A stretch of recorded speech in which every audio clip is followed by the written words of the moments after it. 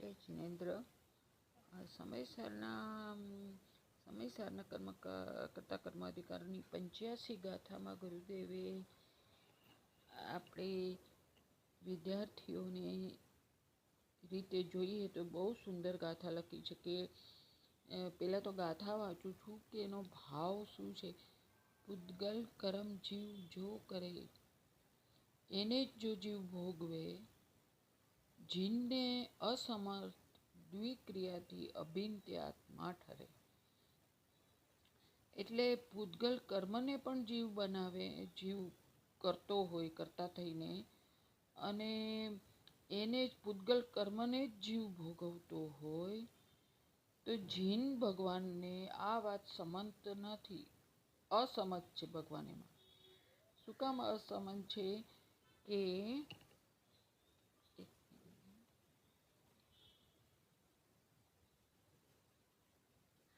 એટલા માટે અસમંત છે કે એ તો કર્મ, એનો કરતા કર્મ સંબંધ તો કર્મ સાથે છે, જીવ સાથે નથી.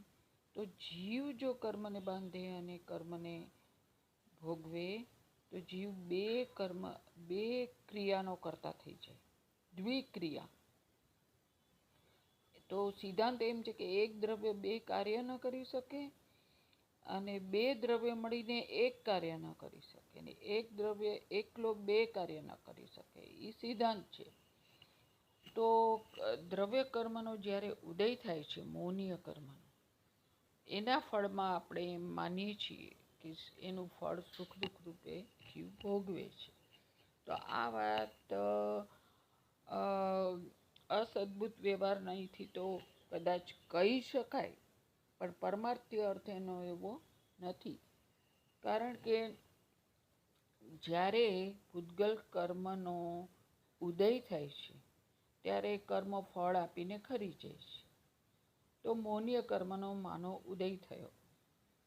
ઉદય થયો તો કર્મ પોતે જ પર્યાય રૂપે છે, કારણ કે દ્રવ્ય તો પૂતગલ છે, કર્મ તો પર્યાય છે. દ્રવ્ય કર્મ તો એ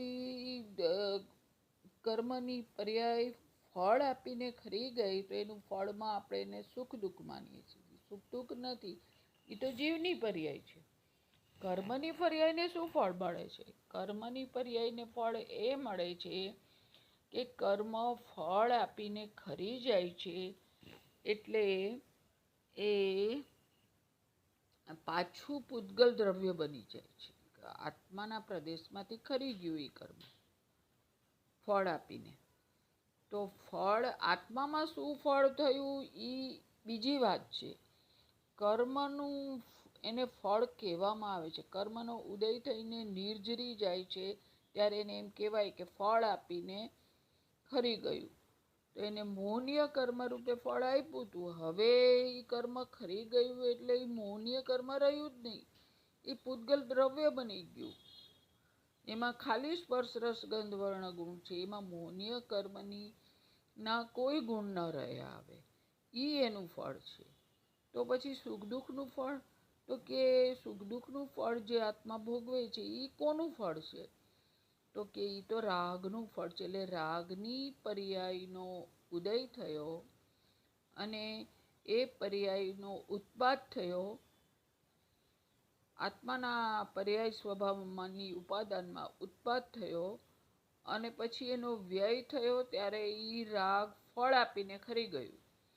તો રાગ બીજા સમયે ફળ આપીને ખરી ગયું તો ફળ શું આપ્યું? સુખ દુઃખ. તો પછી આપણને જે સુખ દુઃખની અનુભૂતિ થાય છે એ આપણા રાગનું ફળ છે, કર્મનું ફળ નથી. એમ આ ગાથામાં આચાર્ય સમજાવે છે. જય જી.